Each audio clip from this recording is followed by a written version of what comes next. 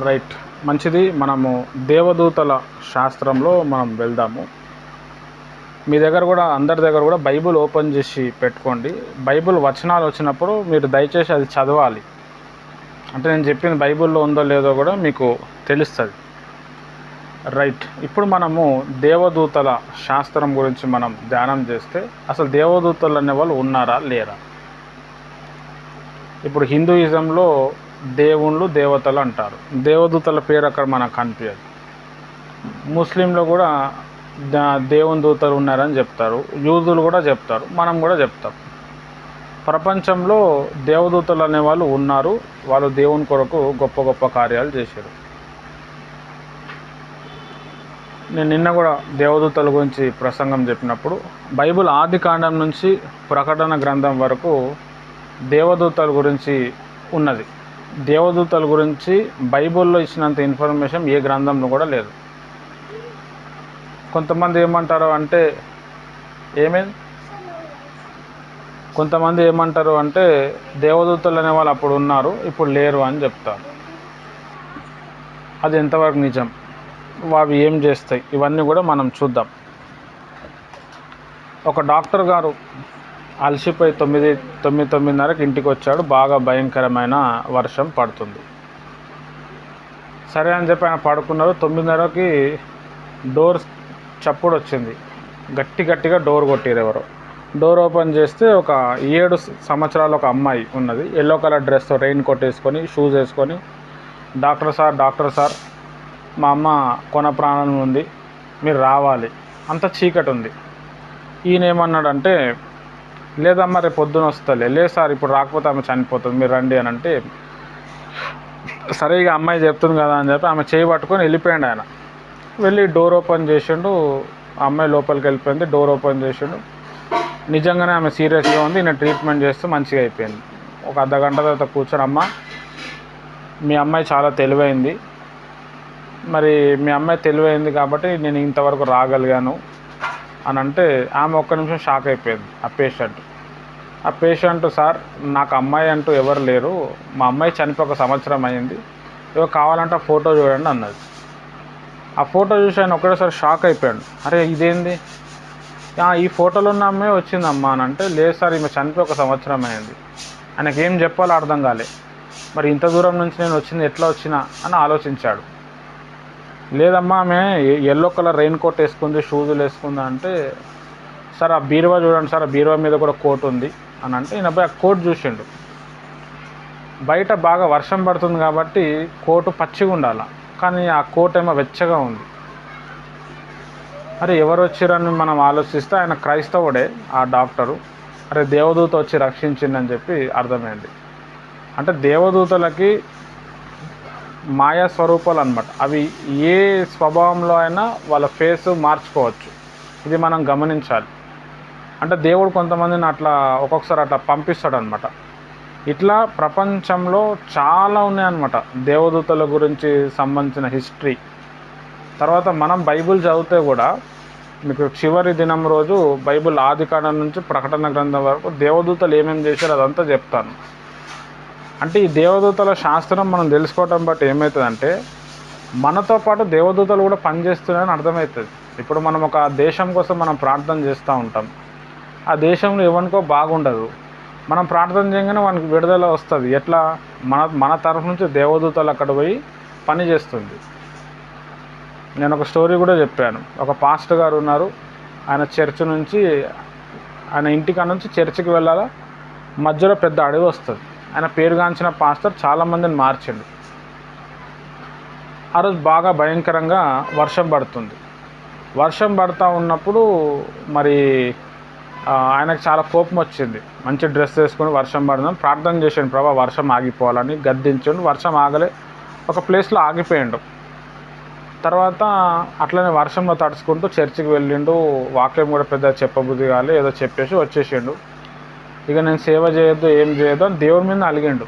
నేను ప్రేయర్ చేస్తే ఏమో దేవుడు వర్షాన్ని ఆపలేడు, ఏందో ఏమో. నాకే దేవుడు రెస్పాండ్ చేయనప్పుడు నా ప్రార్థన ఇంక వేరేవాడికి ఎందుకు రెస్పాండ్ అవుతాడని చెప్పి అట్లా అనుకున్నాడు. ఒక 2-3 రోజుల తర్వాత ఒక ప్రాంతానికి వెళ్తూ ఉంటే 2 యవ్వనస్తులు ఆయన ఆపిర్రు. ఆపి, అయ్యా మరి మమ్మల్ని క్షమించండి క్షమించండి అని చెప్పి వాళ్ళకి వణికిపోతున్నారు. వాళ్ళు ఏమైంది బ్రదర్ మీకు ఏమైంది అని అంటే, మీరు ఇట్లా సండే రోజు మీరు ఇట్లా ఒక దగ్గర ప్లేస్కి ఆగిరు కదా, యాక్చువల్లీ సార్ మీరు చాలామందిని ప్రభువులో తీసుకొస్తారని చెప్పి కొంతమంది మాంత్రికులు మాకు డబ్బులు ఇచ్చారు, తుపాకీ కూడా కొనిపించారు, వాటితో మిమ్మల్ని కాల్చి చంపాలని చెప్పారు. మేము బయలుదేరి ఒక దగ్గర మీకు స్పాట్ పెట్టాము, కానీ మీరు ఎక్కడైతే ఆగిరో సార్ అక్కడ ఒక 26 మెంబర్స్ 26 మంది ఉన్నారు సార్. వాళ్ళ డ్రెస్సింగ్ వేరే ఉంది, వాళ్ళు చాలా హైట్ ఉన్నారు, వాళ్ళు కూడా తుపాకీలు పట్టుకున్నారు. అలాంటి తుపాకీలు గన్స్ మేము ఎక్కడ చూడలేదు. వాళ్ళు మీ చుట్టూ ఉన్నారు సార్, కోపంగా చూస్తున్నారు మమ్మల్ని. మాకు భయం వేసింది. వాళ్ళు మీకు ఏదైనా చెప్పి ఉండొచ్చు, మమ్మల్ని ఏం చేయకండి సార్ అని వీళ్ళు భయపడిపోతారు. ఈయన అంటున్నాడు, నేను ఒక్కడినే ఉన్నా బ్రదర్, నేను ఒక్కడనే పోతాను, ఒక్కడనే వస్తాను, ఎవరు ఉండరు నాతోటి. లేదండి 26 మంది ఉన్నారు అని అంటే, సరే అని చెప్పి ఇక దేవుడు ఏదో పంపించినాను లైట్ తీసుకున్నాడు ఆయన. ఒక సంవత్సరం తర్వాత వాళ్ళ సొంత ఊరికి పోయిండు. సొంత ఊరికి పోతే అక్కడ ఒక prayer meeting, all night prayer ఉంటే అక్కడ ప్రేయర్ చూసుకున్నాడు. ఇక అందరు సాక్ష్యాలు చెప్తా ఉంటే ఈయనకు కూడా సాక్ష్యం చెప్పబుద్ధి అయింది. లేచి నాకు ఒక సంవత్సరం ముందల నేను ఒక ప్రాంతంలో సేవ చేస్తూ ఉంటే నాకు ఇట్లా దేవుడు ఇట్లా ఒక వ్యక్తి చెప్పిండు, నీ చుట్టూ చాలామంది ఉన్నారు అని చెప్పి ఇట్లా సాక్ష్యం చెప్పిండు. ఆ సాక్ష్యం మీద ఒక వ్యక్తి లేచి ఏమంటున్నాడంటే, సార్ మీకు ఏ రోజైతే అది జరిగిందో ఆ డేట్ చెప్పగలుగుతారా అంటే, అది గొప్ప సంఘటన కాబట్టి ఆ డేట్ చెప్పిండు అనమాట. పలానా ఆదివారం రోజు పలానా తారీఖు ఇట్లా జరిగింది. ఎగ్జాక్ట్లీ సార్, దానికి ఒక రోజు ముందల నాకు మీరు గుర్తుకొచ్చారు. ఎంతో భారం అనిపించింది, ఎంతో వేదన అనిపించింది. నేను ప్రార్థన చేయటం మొదలుపెట్టాను మీకోసం అర్ధరాత్రిలో. ఇంకా ప్రార్థన చేస్తూ ఉంటే ఇంకా భారం పెరుగుతుందని తగ్గుతలేదు. చాలా వేదన వస్తున్నప్పుడు నేను ఇంకా కొంతమందిని మనోళ్ళకి చెప్పాను సార్. వాళ్ళందరూ కూడా లేచారు, మీకోసం ప్రార్థన చేశారు. అరే ఈ సార్ కోసం ఎవరెవరు ప్రార్థన చేశారు, మీరు ఒక్కసారి లేవండి అని అంటే వెంటనే ఒక 26 మెంబర్స్ లేచారు. ఈయన చెప్పలేదు 26 మంది నాకు చుట్టిరని చెప్పలేడు. ఈ పాస్టర్ గారు లెక్క పెట్టుకుంటారు ఎంతమంది వచ్చారని. ఎగ్జాక్ట్గా 26 మెంబర్స్ ఉన్నారు. అంటే వీళ్ళు ఈ యొక్క 26 మంది వేరే దేశంలో ప్రార్థన చేస్తే ఈ దేశంలో ఆ దైవజనం చుట్టూ ఒక్కొక్క వ్యక్తి గురించి ఒక్కొక్క దేవదూత వచ్చి నిలబడ్డాడు. హల్లెలూయా, బాగా అర్థం చేసుకోవాలి. అంటే ప్రార్థన చేయటం వలన దేవదూతలు అనేవాళ్ళు రిలీజ్ అవుతారు. ఈ దేవదూతలు అనేవాళ్ళు మన దగ్గర ఉంటారు, నేను అవన్నీ చెప్తా తర్వాత. దేవదూతలకి చాలా శక్తి ఉంటుంది, చాలా తెలివితేటలు ఉంటాయి, కానీ దేవునికి ఉన్నంత శక్తి ఉంటుంది. దేవదూతలు అనేవాళ్ళు అన్ని ప్లేసెస్లో ఉండలేరు. దేవదూతలకు కూడా భాషలు మాట్లాడగలుగుతాయి, వాటి భాష వేరే ఉంటుంది. మనం బాగా ప్రార్థన చేస్తే వాటి భాష మనకు అర్థమవుతుంది. బైబిల్లో కొంతమంది దేవదూతలతో మాట్లాడిన వాళ్ళు ఉన్నారు. అది మనకు కూడా దేవుడు ఇస్తాడు, ఎప్పుడైతే మనం విపరీతమైన ప్రార్థనలు ఉన్నప్పుడు అది జరుగుతుంది. సెయింట్ ఫ్రాన్సిస్ అని ఒక దైవజనుడి గురించి నేను చాలాసార్లు చెప్పిన ఆయన గురించి. ఆయనకి దేవుడు జంతువుల మీద అధికారం ఇచ్చాడు. అంటే ఏ జంతువుతో అయినా ఆయన మాట్లాడతాడు. ఆయన మాట్లాడేటప్పుడు ఏ జంతువు అయినా కానీ ఆయనతో ఫ్రెండ్షిప్ చేస్తుంది అన్నమాట.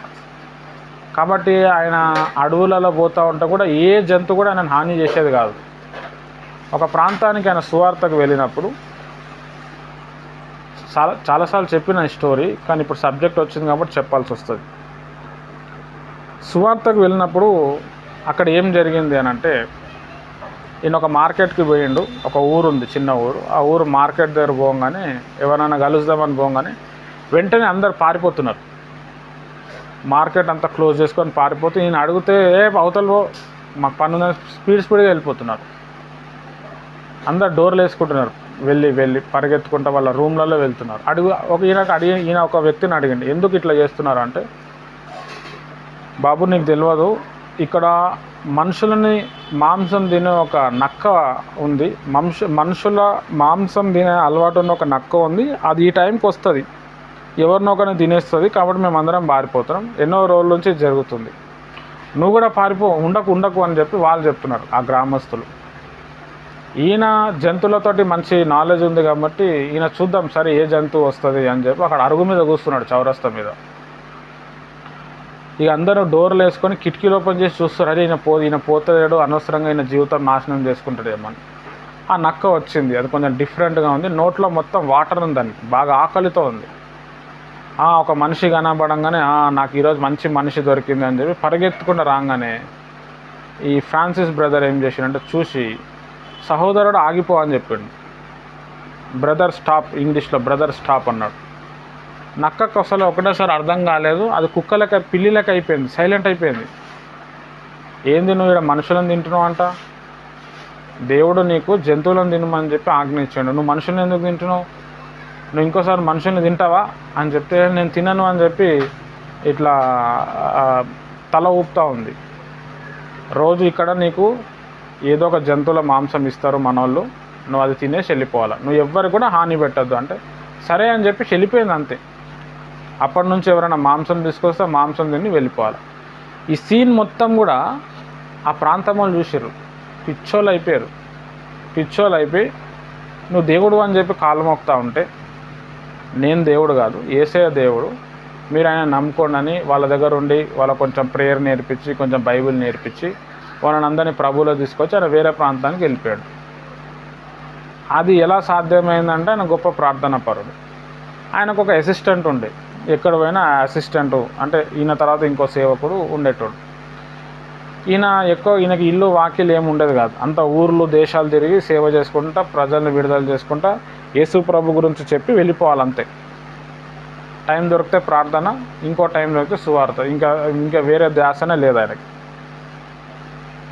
ఆసిస్ వాసియగు ఫ్రాన్సిస్ అనే బుక్ ఉంటుంది. ఆ బుక్ చదివితే మీకు ఈ స్టోరీ తెలుస్తుంది. నేను అప్పుడప్పుడు కొన్ని బుక్కుల పేర్లు చెప్తూ ఉంటాను, అది రాసుకోండి. మీరు బైబిల్ హౌస్కి పోయినప్పుడు ఆ బుక్కుల్ని ఖచ్చితంగా మీరు చదవాలి. చదివినప్పుడు ఇప్పుడు నేను చెప్పే ఇన్ఫర్మేషన్ కంటే ఎక్కువ ఇన్ఫర్మేషన్ ఉంటుంది.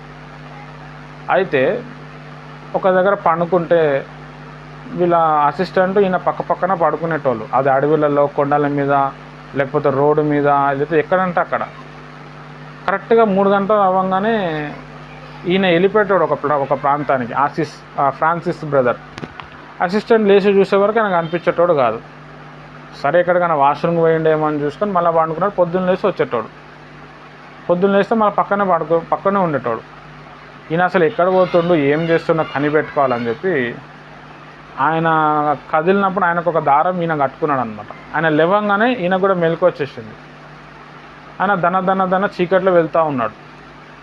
ఆయన వెనకాల ఈయన కూడా వెళ్తూ ఉన్నాడు. అట్లా వెళ్తా అక్కడ ఒక సీన్ చూసిండు అనమాట. ఆ సీన్ ఏంటంటే, ఈయన ఒక దేవదూతతో మాట్లాడుతుంది. మొత్తం చుట్టంతా అడవి, పెద్ద చీకటి, అసలు ఏం వెలుగు ఉండదు. ఒక వెలుగు దేవదూత వచ్చింది. ఆ దేవదూతతో ఈయన మాట్లాడుతున్నాడు. ఈయన కూడా దేవదూతతో మాట్లాడుతున్నాడు, దేవదూత కూడా ఈయనతో మాట్లాడుతున్నాడు. ఆ సీన్ చూసి నాకు కోమలో స్పృహ తప్పి పడిపోయాడు. ఇదంతా కూడా ఆ ఫ్రాన్సిస్ బ్రదర్కి తెలియదు. ఒక 10-12 అడుగుల దూరం నుంచి చూసిండు ఈ సీన్.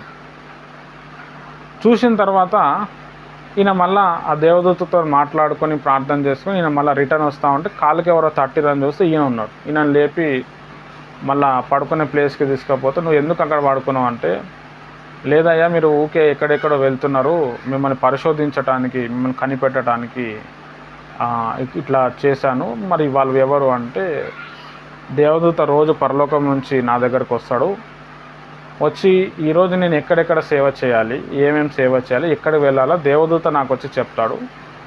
అప్పుడు నేను దాని ప్రకారం నా మూమెంట్ ఇస్తాను, ఈ విషయం నువ్వు ఎవరికి చెప్పొద్దు అని చెప్పాడు. సరే అన్నాడు. అంటే ఇక్కడ మనం అర్థం చేసుకోవాల్సిన విషయం ఏంటంటే, దేవదూతలు అనేవాళ్ళు అందరినీ కాపాడుతారు, సేవకులకి సపోర్ట్ చేస్తారు. అట్లా బైబిల్లో చాలా దేవదూతలతో పాటు ఫిలిప్ అనే వ్యక్తి కూడా దేవదూత మాట విని ఒక నపుంసకుడికి పోయి వాక్యం చెప్పి ఆయనకు బాప్తిజం ఇచ్చినట్టు కూడా మనం చూస్తాం. అంటే దేవదూతలు అనే వాళ్ళు ఉన్నారు, వాళ్ళు మనుషులతో మాట్లాడతారు. మనం ఒక్కొక్కసారి బైబిల్ చదువుతూ ఉంటే కూడా కొన్ని రెఫరెన్సులు మనకు కనిపిస్తాయి. మనకు తెలియకుండా పేజెస్ అటు ఇటు తిరుగుతాయి. మనం ఆ రెఫరెన్సెస్ మీదనే మనం కన్ను పెడతాం. ఇదంతా కూడా దేవదూతల సహాయం అన్నమాట. దాని తర్వాత మనం ఒక్కొక్కసారి కొంతమంది దగ్గరికి వెళ్ళినప్పుడు, బ్రదర్ మీరు నాకు కలలో వచ్చారు, నా కోసం ప్రేయర్ చేశారు, నాకు అదైంది ఇదైంది అని అంటే, మనలాంటి ఒక దేవదూత లోపల ఉంటాడు, మనలానే ఉంటాడు. మనం పడుకున్నప్పుడు ఆ దేవదూత రిలీజ్ అయ్యి ఏం చేస్తారంటే పలానా వ్యక్తుల దగ్గరికి వెళ్ళి బాగు చేస్తాడు. అంటే దేవదూతలకి కళలో వెళ్ళే శక్తి ఉంటుంది, మైండ్ని కంట్రోల్ చేసే శక్తి ఉంటుంది, వస్తువులను కంట్రోల్ చేసే శక్తి ఉంటుంది. అట్లా దేవదూతలు అనేవాళ్ళు ఉన్నారు.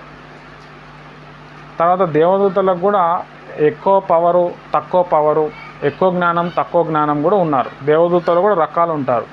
ఇప్పుడు మనుషుల్లో తెల్లగా, నల్లగా, హైటు, పొడుగు ఇట్లా ఎట్లయితే ఉంటారో దేవదూతల్లో కూడా కొంతమంది అట్లా ఉంటారు.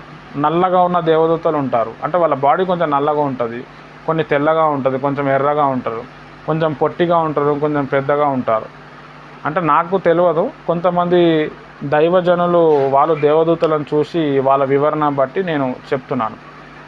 ఈ దేవదూతలు అనేవాళ్ళు కొన్ని కోట్లు ఉంటారు. దేవదూతలకి మరణం ఉండదు, దేవదూతలకి పుట్టుక కూడా ఉండదు. అంటే ప్రపంచము మనుషులు స్టార్ట్ చేయకముందు, వాళ్ళు పుట్టకముందు దేవుడు కొన్ని లక్షల కోట్ల దేవదూతలను సృష్టించిండు.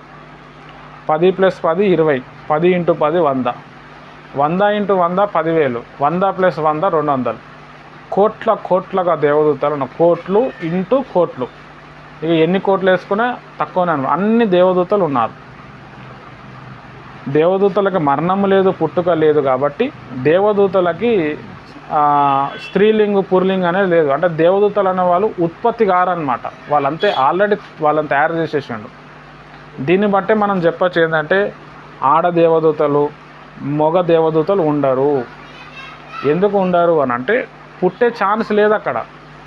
ఒక దేవదూత ఇంకో దేవదూతను పెళ్లి చేసుకొని పిల్లలు పుట్టడం అనేది ఉండదు. అది ఓన్లీ మనుషులకే ఇచ్చిండు దేవుడు. మనుషులకే సంతానాన్ని ఉత్పత్తి చేయాలి కాబట్టి స్త్రీగాను పురుషునిగాను చేసిండు. అది దేవుని ఒక ప్రణాళిక.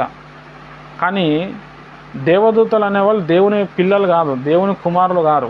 అది దేవుని సేవకులు వాళ్ళు. మనము దేవుని పిల్లలం. దేవదూతల రూపం మనకు రాలేదు, కానీ డైరెక్ట్ దేవుని రూపమే వచ్చింది. దేవదూతలు మనకంటే చాలా స్ట్రాంగు, చాలా వేగం. కానీ యేసు ప్రభు రక్తం ద్వారా మనం ప్రభువు యొక్క బిడ్డలు అయినాం కాబట్టి యేసు ప్రభుకున్నంత లెవెల్ మనకు కూడా దేవుడు ఆ లెవెల్ ఇచ్చిండు. హల్లెలూయా. కాబట్టి మనము పలుకుతే కూడా, మనం శాసిస్తే కూడా దేవదూతలు అనేవాళ్ళు పని చేస్తారు. దేవదూతలు ఎప్పుడు కూడా మన నోరును చూస్తూ ఉంటాయి. మనం ఏదైనా మంచి మాట చెప్తే పని చేస్తూ ఉంటాయి. అందుకే మనం ప్రార్థన చేస్తున్నప్పుడు పలకాల.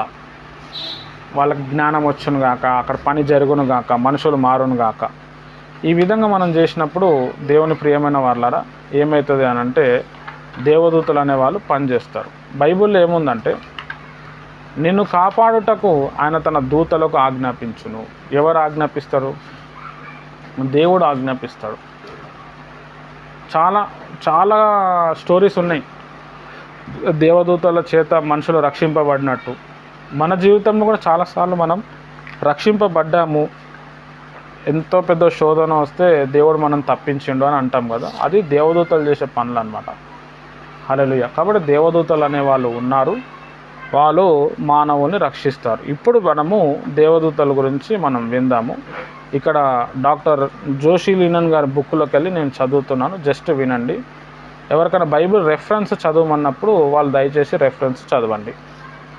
దేవదూతలను గూర్చిన సిద్ధాంతములు దేవశాస్త్రములు అని పిలుస్తారు. ఇంగ్లీష్లో దీన్ని ఏంజియాలజీ అంటారు. లాజీ అంటే స్టడీస్, ఏంజిల్ అంటే దూత. Study of angel, study of దేవదూతలు. యూదులు, క్రైస్తవులు దూతలు ఉన్నారని విశ్వసిస్తారు. పాత నిబంధన, కొత్త నిబంధన రెండు కూడా దూతల ఉనికిని నిర్ధారిస్తూ ఉన్నాయి. పాత నిబంధనలో 108 సార్లు, కొత్త నిబంధనలో 160 సార్లు దూతలను గూర్చి ప్రస్తావన ఉంది. మంచి దూతలను గూర్చి, పడిపోయిన దూతలను గూర్చి బైబిల్ ప్రస్తావిస్తూ ఉంది. దేవుడు ఆత్మ కనుక దేవునితో సాన్నిహిత్య సమీప సంబంధాన్ని కలిగి ఉండేటట్లుగా దేవుడు ఆత్మజీవులను సృష్టించి ఉంటాడని లూయిస్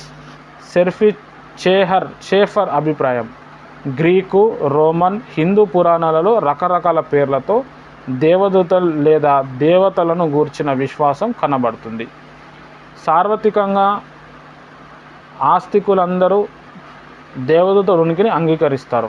పాత నిబంధనలో 17 పుస్తకాలు, కొత్త నిబంధనలోని 17 పుస్తకాలు దేవదూతలను గూర్చిన మాట్లాడుతున్నాయి. యేసు ప్రభు దూతలను గూర్చి మాట్లాడారు. చాలు. ఇక్కడ ఈ సమ్మరీని బట్టి మనం అర్థం చేసుకోవాల్సిన విషయం ఏంటంటే, యూదులు, క్రైస్తవులు, ఈవెన్ దో ముస్లిమ్స్ కూడా దేవదూతలు ఉన్నారని చెప్పి వాళ్ళు ఒప్పుకుంటారు. అంటే వాళ్ళ దాంట్లో రాయబడ్డది.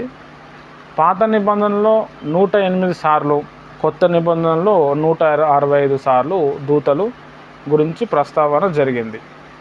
పాత నిబంధనలు మనం చదువుతూ ఉంటే యెహోవా దూత అని చెప్పి ఒక మాట కనిపిస్తుంది. యెహోవా దూత అంటే అక్కడ దేవదూత కాదు, యెహోవా దూత అంటే యెహోవా దేవుడు అన్నమాట. అంటే యెహోవా దేవుడు, ఆయన కొన్ని బిరుదులు ఉన్నాయి.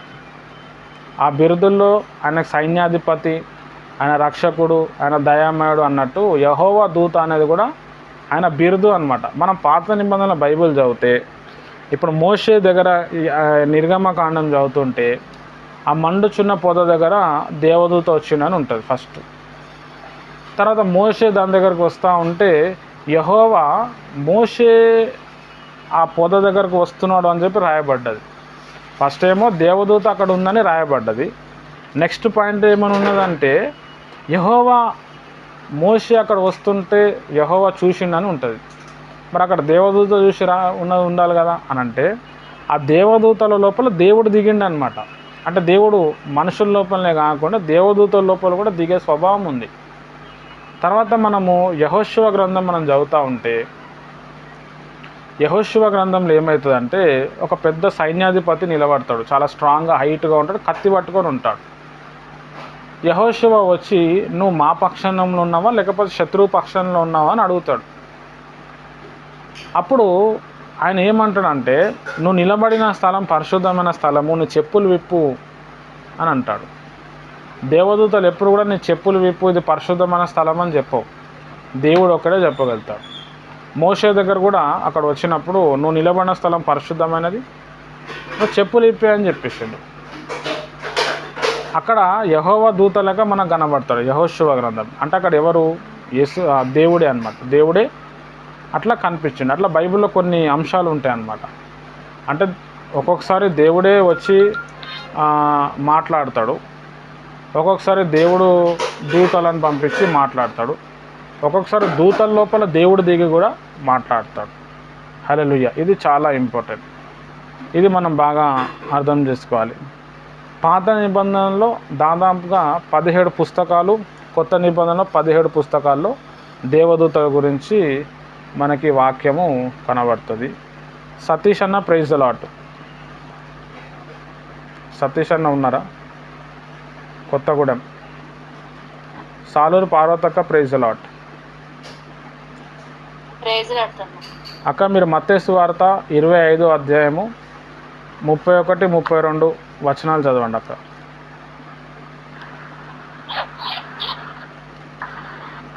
సతీష్ అన్న మీరు మత్తయి సువార్త ప్రైజ్ లార్డ్. మత్తయి సువార్త 25వ అధ్యాయం 41వ వచనం తర్వాత ఈ అక్క చదివిన తర్వాత చదవండి. అక్క చదవండి. 41 ఒకటే వచనం ఫస్ట్ ఈ అక్క చదువుతుంది. మత్తయి సువార్త 25వ అధ్యాయం 31, 32 వచనాలు చదవండి అక్క. తన మహిమతో మనసు కుమారుడును ఆయనతో కూడా సమస్త దూతలను వచ్చినప్పుడు ఆయన తన మహిమ గల సింహాసనం మీద ఆసీనుడయుండును. అప్పుడు సమస్త జనములు ఆయన ఎదుట పోగు చేయబడుదురు. కొల్లవాడు చాలా అన్న 41 చదవండి అన్న. 41 చెప్పింపబడిన వారలారా, నన్ను విడిచి అపవాదికిని వాని దూతలకును స్థిరపరచబడిన నిత్యాగ్నిలోకి పోవుడి.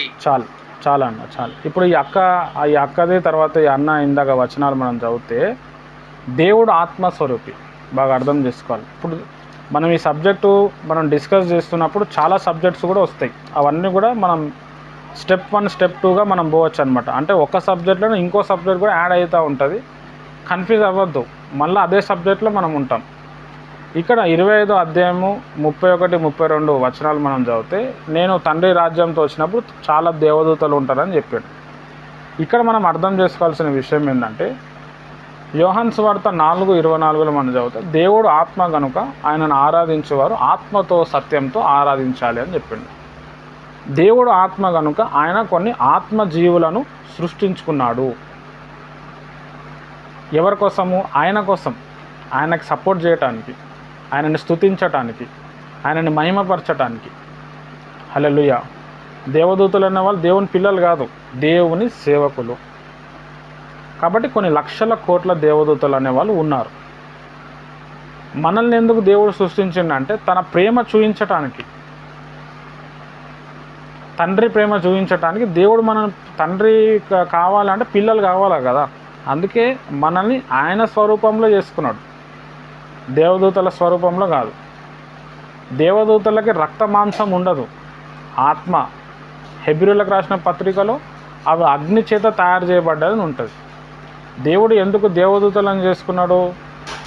ఆయనని ఆయనని పొగడటానికి, ఆయనని స్తుతించటానికి, ఆయన చేసే పనులన్నీ చెప్పటానికి ఇవి దేవదూతలు సృష్టించాడు. మనం యోబు గ్రంథం మనం చదివితే ఆ యోబు గ్రంథంలో భూమికి పునాది వేయకముందు దేవదూతలు స్తోత్రములు చెల్లించినాయి అంటాడు. అంటే దేవుడు ఏది చేసినా కానీ ముందల దేవదూతలు అనే వాళ్ళు స్తుతించారు. ఇక్కడ మనం ఒక పాయింట్ ఏం నేర్చుకోవాలంటే, ఎవరైనా రాసుకునేటోళ్ళు ఉంటే నేను ఇట్లాంటి ఏమైనా ఇంట్రెస్టింగ్ పాయింట్స్ చెప్తే రాసుకోండి. మనం ఏ పని చేసినా ముందు ఫస్ట్ మనం స్తుతించాలి. దేవుడు భూమికి పునాది వేయకముందు అక్కడ ఏం చేశాడు? స్తోత్రాలు చెప్పిపించాడు దేవదూతల చేత. అట్లనే మనం కూడా మన జీవితంలో ఏదైనా పని చేస్తున్నప్పుడు మనం స్తోత్రాలు చెల్లించాలి. ఇప్పుడు 41 వచనం మనం చదివితే శపించబడిన దేవదూతలు అంటున్నాడు. చూడండి, అప్పుడు ఆయన ఎడమవైపు ఉండు అని చూచి శపించబడు వారులారా, నన్ను విడిచి అపవాదికిని వాని దూతలకు స్థిరపరిచిన నిత్య అగ్నిలో పోవుడి. ఇది దేవుడు నరకాన్ని ఎందుకు సృష్టించిండు బ్రదర్ అంటే మనుషుల్ని వేసి కాల్చడానికి కాదు, ఈ పడిపోయిన దేవదూతలను శిక్షించటానికి దేవుడు నరకాన్ని సృష్టించిండు. ఈ పడిపోయిన దేవదూతలు ఎవరు? ఇప్పుడున్న దేవదూతలు ఎవరు అని అంటే, దేవుడు ఫస్ట్ పరలోకము, తర్వాత దేవదూతలను సృష్టించండు. మనం ఆదికాండం 1వ అధ్యాయం చదివితే ఆది యందు దేవుడు భూమి ఆకాశంను సృజించెను. తర్వాత దేవుడు ఆత్మ జలములపై చూడండి 2వ వచనం కనిపిస్తుంది. 1వ వచనంకి 2వ వచనానికి కొన్ని కోట్ల సంవత్సరాల డిఫరెన్స్ ఉంది. దేవుడు ఫస్ట్ ఆది యందు దేవుడు భూమి ఆకాశములు. ఇంగ్లీష్ బైబిల్ ఏముంటుంది అంటే హెవెన్ అండ్ అని అర్థం ఉంటుంది. అది కరెక్ట్ అనమాట. అంటే ఫస్ట్ దేవుడు పరలోకము ఆకాశం సృష్టించిన తర్వాత భూమిని సృష్టించండు కొన్ని సంవత్సరాల తర్వాత. అయితే ఈ పరలోకం సృష్టించినప్పుడు దేవుడు దేవదూతలను కూడా సృష్టించిండు, పెద్ద మందిరాన్ని సృష్టించిండు, వాయిద్యాలను సృష్టించిండు, అన్నీ సృష్టించిండు. దేవునికి ఏంటంటే యథార్థత ఇంపార్టెంట్. ఆయన యథార్థత చూడటానికి, యథార్థత నా దేవదూతలు ఎంతవరకు ఉన్నారు అని వాళ్ళ యథార్థత టెస్ట్ చేయడానికి దేవుడు చీకటిని కూడా సృష్టించిండు. కొన్ని విషయాల్లో మనం చూస్తే దేవుడు కూడా కొన్ని వల్ల కూడా కొన్ని కావన్నమాట. అందులో ఏంది అంటే దేవుడు ఆత్మను నాశనం చేయలేడు. బాగా అర్థం చేసుకోండి. చీకటిని నాశనం చేయలేడు, వెలుగుని నాశనం చేయలేదు. దేవుని వల్ల కూడా కాదు, ఎందుకంటే అవి దేవుని లోపలికి వెళ్ళి వచ్చినాయి. దేవుడు భూమిని నాశనం చేయగలుగుతాడు, జలమును, ఆకాశ నక్షత్రాలు, పక్షులు అన్నింటినీ నాశనం చేయగలుగుతాడు, కానీ ఆత్మను నాశనం చేయలేడు. అట్లనే ఒక చీకటిని కూడా నాశనం చేయలేడు. చీకటిని దేవుడు తయారు చేసి ఆ చీకటిని ఏం చేసిండంటే పరలోకంలో ఒక రూమ్లో బంధించిండు. దేవదూతలకు అందరికీ అనౌన్స్మెంట్ ఇచ్చిండు, ఈ లోకంలో ఈ పరలోకంలో ఏడైనా తిరగండి కానీ ఆ రూమ్లో చీకటి ఉంది, దాని దగ్గరికి వెళ్ళకండి అన్నాడు. బాగా అర్థం చేసుకోవాలి. అంటే ఈ సీన్ వింటున్నప్పుడు మనకి ఏం గుర్తుకొస్తుంది అంటే, దేవుడు భూమి మీద ఆదాము అవ్వను సృష్టించిన తర్వాత ఏదేను వనంలో మంచి చెడ్డ ఫలం ఇచ్చే ఒక వృక్షము, జ్ఞానము ఇచ్చే ఒక వృక్షము, అట్లా 2 రకాల వృక్షాలు పెట్టిండు. 2 వృక్షాలు అనమాట, ఒక్క వృక్షం కాదు. మనం ఆదికాండం మొదట్లో చదివితే తెలుస్తుంది. ఎందుకు దేవుడు ఎందుకు పెట్టాలా అని అంటే యథార్థత. ఆయనని ఎవరు నిజంగా నిలబడతారు, ఫిల్టర్ అన్నమాట.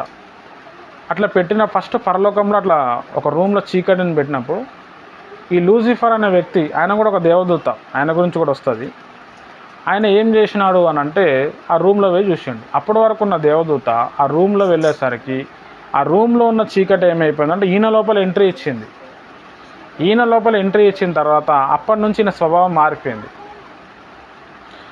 ఆ స్వభావం మారిపోయి ఏమైపోయిందంటే నేను దేవుని కంటే గొప్పోడిని, దేవుణ్ణి అందరూ ఆరాధిస్తారా, నన్ను ఆరాధించారా, నేను పాటలు పాడుతున్నా కదా ఆయనకు వస్తుంది మహిమ అనే అహంకారం గర్వం రూట్లో ఆయన వెళ్ళిపోయాడు. దానివల్ల ఏమైపోయింది అని అంటే దేవుడు ఆయనని పడద్రోసిండు అనమాట. అట్లా పడద్రోసినప్పుడు ఈ లూసిఫర్ కొంతమంది దేవదూతలను సపోర్ట్ చేసిండు, కొన్ని దేవదూతలు ఈయనను సపోర్ట్ చేసినాయి. ఆ సపోర్ట్ చేసిన దేవదూతలు అనేవాళ్ళు ఈ భూమి మీద గ్రహాల మీద పడ్డారు. వీళ్ళ లోపల ఇప్పుడు కూడా అదే చీకటి ఉంది. వీళ్ళ నినాదం ఏంది, ఎవ్వరు నిజ దేవుని ఆరాధించదు, నన్నే ఆరాధించాలి. ఆ నిజ దేవుని ప్లాన్ ఏదైతే ఉందో దాన్ని ఫెయిల్ చేయటమే వీళ్ళ కాన్సెప్ట్ అన్నమాట. ఆ పడిపోయిన దేవదూతలు ఇప్పుడు దయ్యాలుగా శక్తులుగా మారి ప్రపంచంలో తిరుగుతున్నారు. వాళ్ళ ప్లాన్ ఒకటి, వాళ్ళు మాయాలు చేస్తారు, మంత్రాలు చేస్తారు, ప్రవచనాలు చెప్తారు, అద్భుతాలు అన్నీ చేస్తారు. చేసి లాస్ట్ కాన్సెప్ట్ ఏంది, మనిషిని నరకాన్ని తీసుకొని పోవాలి. కాబట్టి ఇక్కడ మనం అర్థం చేసుకోవాల్సిన విషయం ఏంది, దయ్యాలు కూడా భాషలు మాట్లాడతాయి, దయ్యాలు కూడా ప్రవచనాలు చెప్తాయి, దయ్యాలు కూడా అద్భుతాలు చేస్తాయి. వాటికి ఆ శక్తి ఉంది, దేవదూతలు కాబట్టి వాటికి ఆ శక్తి ఉంది. అవి చేసి ఏం చేస్తున్నాయి, సత్యాన్ని దాచి మతంలో తీసుకొని పోతున్నాయి. కాబట్టి మనం ఎక్కడ పోయినా కానీ అక్కడ సత్యం ఉందా లేదా చూసుకోవాలి. ఎవరు అద్భుతాలు చేసినా, సత్యం ఏది చేసినా సత్యం ప్రకటిస్తున్నా లేదా, సత్యము అంటే యేసు ప్రభు. అది కాకుండా నువ్వు ఎన్ని అద్భుతాలన్నా చెయ్యి, నువ్వు విగ్రహార్థన వైపు వెళ్ళు, అది మతం, సైతాన్ ప్లాన్ అది. ఇక్కడ ఇప్పుడు అన్నగారు చదివినట్టు ఆ వచనం మనం చూస్తే 41 వచనం చాలా చాలా డీప్ మీనింగ్ ఉంది దాంట్లో. మత్తయి 25:41లో మనం చూస్తే చూడండి, అప్పుడు ఆయన ఎడమ వైపున ఉండువాని చూచి శపింపబడిన వారులారా, నన్ను విడిచి అపవాదికిని వాని దూతలకు స్థిరపరిచిన నిత్య అగ్నిలో వెళ్ళుడి. చూడండి, అపవాది అన్నట్టు ఫుట్ నోట్లో సాతాను అని ఉంది. అంటే ఈ లూసిఫర్ అనే వ్యక్తి ఆ రూమ్లో పోయిన తర్వాత ఎప్పుడైతే చీకటి వచ్చిందో వాడు అపవాదిగా మారాడు. వాది, అపవాది. వాది అంటే వాదించేటోడు, అపవాది అంటే అబద్ధం చెప్పేటోడు. అన్ని అబద్ధాలు, సైతాన్ అన్ని అబద్ధాలు, అన్ని ఫేక్ మాటలు, ఒక్కటే రియల్ ఉండదు. సైతాన్ కావచ్చు, దయ్యాలు కావచ్చు, ఇవన్నీ వాళ్ళ అనుచరులే కదా. ఇక్కడ ఏమని చెప్పినంటే వాని కొరకు స్థిరపరిచిన అగ్నిలో మీరు పోతారు అన్నాడు. అంటే ఈ దేవదూతల లోపల పోయిన ఏదైతే చీకటి ఉందో ఆ చీకటిని నాశనం చేయలేం. కాబట్టి ఆ చీకటిని బంధించవచ్చు. ఆ చీకటిని బంధించడానికి దేవదూతలు అనే వాళ్ళు ఆ చీకటిలో పోయారు కాబట్టి ఆ చీకటిని బంధించాలి. కాబట్టి నరకం అనే దేవుడు సృష్టించాడు. అయితే ఈ దేవదూతలకు ఎవరైతే సపోర్ట్ చేస్తారో వారితో పాటు వీళ్ళు కూడా నరకానికి పోతారు. చాలామంది అడుగుతారు కదా, మరి దేవుడు అంత ప్రేమమయుడైతే మనుషులను ఎందుకు నరకంలో పెడుతున్నాడు, కాలుస్తున్నాడు అంటే రీజన్ ఇదన్నమాట. దేవుని రీజను, దేవుని యొక్క ముఖ్య ఉద్దేశం నరకంలో నువ్వు పోవాలని కాదు. నువ్వు ఆ సైతాన్ని వెంబడిస్తే ఆ సైతాను, ఆ దూతలు వాటి కొరకు నియమింపబడ్డాయి నరకం, నువ్వు కూడా కాలిపోతావు. కాబట్టి వాటిని వదిలి ప్రభువుని వెంబడిస్తే పరలోక రాజ్యం వస్తుంది. హల్లెలూయా. బాగా అర్థం, అంటే ఈ యొక్క వచనంలో ఇంత డెప్త్ మీనింగ్ ఉంది. ఇప్పుడు మనము దేవదూతల యొక్క మీనింగ్ చూద్దాం. డెఫినేషన్, నిర్వచనం: శ్రేష్టమైన ఉన్నతమైన విజ్ఞానాన్ని, శక్తిని కలిగిన భౌతిక శరీరము లేనటువంటి దేవుని సన్నిధిలో నిత్యము ఉండగలిగేటట్లుగా దేవునిచే సృష్టింపబడిన నైతిక గల ఆత్మజీవులు దేవదూతలని నిర్వహించవచ్చు. దేవదూతలకి శ్రేష్టంగా ఉన్నతమైన విజ్ఞానం, టెక్నాలజీ మనకంటే ఎక్కువ ఉంటుంది. తర్వాత భౌతిక శరీరము లేకపోయినా దేవుని సన్నిధిలో నిత్యం ఉండేటట్లుగా దేవుడు వారిని సృష్టించాడు. దేవదూతలు అనే వారికి బాడీ ఉండదు, వాటికి ఉండే బాడీ వేరే ఉంటుంది. కానీ మన లెక్క రక్త మాంసాలు ఉండవు. అదే మాట ఎఫెస్సులకు రాసిన పత్రిక 6వ అధ్యాయంలో చెప్తాడు. 12వ వచనంలో ఏమంటాడంటే, మనం పోరాడుతున్నది మనుషులతో కాదు, ఆకాశ రక్త మాంసంతో కాదు, ఆకాశ మండలంలో దురాత్మలతో మనము పోరాడుతున్నాము. కాబట్టి ఇక్కడ మనం ఏం తెలుసుకోవాలంటే దేవదూతలకు కావచ్చు, దయ్యాలకు కావచ్చు, మనలాంటి స్వభావము, మనలాంటి శరీరం ఉండదు. ఆడ మగ ఉండరు. అవంతే, జస్ట్ అవి దేవదూతలు అంతే. ఈ సైతాన్ శక్తులు ఇవి పడిపోయినవి అన్నమాట. వీటికి మనకంటే ఎక్కువ శక్తి ఉంటుంది, ఎక్కువ సామర్థ్యత ఉంటుంది, దేవుని కంటే తక్కువ ఉంటుంది. దేవుడు ఒకటే ప్లేస్లో ఒకటేసారి 195 దేశాల్లో ఉండగలుగుతాడు. మన ప్రపంచంలో ఇప్పటికీ 195 దేశాలు ఉన్నాయి. ఈ 195 దేశాల్లో దేవుడు ఒక్కటేసారి ఉండగలుగుతాడు. సాతాన్ అనేటోడు ఉండలేడు, అంతే. దేవదూతలు అనేవాళ్ళు వేగంగా ట్రావెల్ చేయగలుగుతాయి, ఎట్ ద సేమ్ టైం అన్ని ప్రాంతాల్లో ఉండలేవు. కాబట్టి ఈ సబ్జెక్ట్ వల్ల మనకు తెలిసేది ఏంటంటే సాతానికి పెద్ద శక్తి లేదు. సాతాను దేవుని కంటే చాలా చిన్న స్టేజ్లో ఉన్నాడు. సాతాను వాడు అవ్వటానికి కూడా దేవుని ఒక చిత్తం ఉంది అనేది ఈ సబ్జెక్టు ద్వారా మనం తెలుసుకుంటాం. దీనివల్ల ఏమవుతుందంటే దేవుని మీద విపరీతమైన విశ్వాసం మనకు పెరుగుతుంది. ఇప్పుడు బైబిల్లో వివిధ రకాలైన పేర్లతో దూతలు వ్యవహరించబడ్డాయి. అంటే దేవదూతలు అనేవాళ్ళు రకరకాలుగా పేర్లతో పిలువబడ్డారు. అందులో ఫస్ట్ ఏంటంటే దూతలు. దీన్ని ఇంగ్లీష్లో మెసెంజర్స్ అంటారు. హీబ్రూ భాషలో మలాక్, గ్రీకు భాషలో ఏంజెలోస్. ఈ రెండిటి అర్థము పంపబడిన వారు లేదా వర్తమానాన్ని తీసుకొని వెళ్ళేవాడు. దూత అని అంటే ఏంటంటే వర్తమానాన్ని పంపేవాడిని దూత అంటాం. దేవదూత అంటే దేవుని దగ్గర నుంచి వచ్చే వర్తమానం పంపేవాడు, వర్తమానాన్ని మోసేవాడిని కూడా ఏమంటాం? దూత అంటాం. హీబ్రూ భాషలో మలాక్ అని, గ్రీకు భాషలో ఏంజెలోస్ అంటారు. అంటే మలాక్ అంటే ఏంది అని అంటే వర్తమానాన్ని, మలాక్ అంటే పంపబడిన వాడు అని అర్థం. ఏంజెలోస్ అంటే వర్తమానాన్ని తీసుకువెళ్ళేవాడు అని అర్థం. అంటే దూతలు ఏంది అని అంటే దాని అర్థం ఏంటంటే అవి పంపబడటము, తర్వాత వర్తమానం ఇవ్వటము. హీబ్రూ భాషలో 213 సార్లు కనబడితే దేవదూతలకు సంబంధించిన సుమారు 193 సార్లు ఉపయోగించబడింది. ఏంజెలోస్ అనే మాట కొత్త నిబంధనలు సుమారుగా 175 సార్లు కనబడితే 168 సార్లు దూతలకు వాడబడింది. ప్రకటన గ్రంథంలోనే 68 సార్లు కనబడుచున్నది. దేవదూతలు దేవదూతలు దేవదూతలు అని చెప్పి ఆ పేరుకు తగ్గట్టుగా వాళ్ళ పని జరిగిందనమాట. యాక్చువల్గా ఒక దానికి మనం పేరు పెట్టినప్పుడు ఆ పేరు ఎందుకు పెడతామంటే ఆ పేరుకు వాటికి ఆ సామర్థ్యం ఉంది, వాటి అర్థం ఇది అని చెప్పి పేరు పెట్టేటోళ్ళం. ఇప్పుడు మన పేర్లు ఎట్లున్నాయి? రాజు, శాంసన్, రవి ఇట్లున్నాయి. రవి అంటే ఏంది? సూర్యుడు అని అర్థం. రవి అనే పెట్టుకునే వాళ్ళు చాలామంది రవి తేజ అని పెట్టుకుంటారు. తేజ అంటే కిరణాలు అని అర్థం. అంటే సూర్యుడు కిరణాలు లాంటి వ్యక్తి అని అర్థం అన్నమాట. ఆ పేరు ఏదో బాగుందని ఇంకో చాలామంది పెట్టుకుంటుంటారు. అట్లా ఇక్కడ దేవదూత అనే పేరు ఎందుకు పెట్టారంటే వాళ్ళు వర్తమానాన్ని తీసుకొని వస్తారు, వర్తమానాన్ని పంపిస్తారు కాబట్టి వాటి పేర్లు దేవదూతలు. తర్వాత ఇదే దేవదూతల్ని మనము దేవుని కుమారులుగా కూడా మనకి బైబిల్లో రాయబడ్డది. అది యోబు గ్రంథంలో ఉంటుంది. ఎవరైనా ఇప్పుడు ఎవరు చదువుతారు? రైట్, అనుష సిస్టర్ యోబు గ్రంథం 1వ అధ్యాయం 6వ వచనం చదవండి. రమాదేవి ఆంటీ గారు యోబు గ్రంథం 38వ అధ్యాయం 7వ వచనం చదవండి. Anusha sister praise the Lord. ఉన్నారా? పడుకున్నారా? బ్రదర్ సిస్టర్ యోబు గ్రంథం 1వ అధ్యాయం 6వ వచనం చదవండి.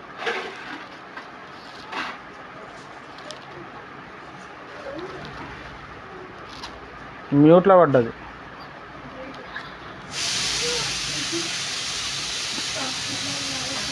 దేవదూతలు యెహోవా సన్నిధిని విడిచుటకై వచ్చిన దినమొకటి తటస్థించెను. ఆ దినమున అపవాది వాడు వారితో కలిసి వచ్చెను. చాలు. ఇక్కడ మనం చూస్తే సభా పర్వతం అని చెప్పి ఇక్కడ రాయబడ్డది. ఈ సభా పర్వతంలోనే దేవుడు ఉంటాడు. అయితే ఇప్పుడు ఈ దేవదూతలకి సైతానికి కూడా ఈ దేవదూతల దగ్గరికి వెళ్ళే యాక్సెస్ ఇవ్వబడ్డది అనమాట. ఈ వచనం మనం చదువుతూ ఉంటే యోబు గ్రంథం 38వ అధ్యాయం 7వ వచనం చదవండి. రమాదేవి అంటే గారు ఉన్నారా? లేకపోతే అహరోన్ బ్రదర్ మీరు చదవండి. యోబు గ్రంథం 38వ అధ్యాయం 7వ వచనం. 38th chapter 7th verse. 38 38 7వ వచనం. 7th verse. Hello brother, 7th verse.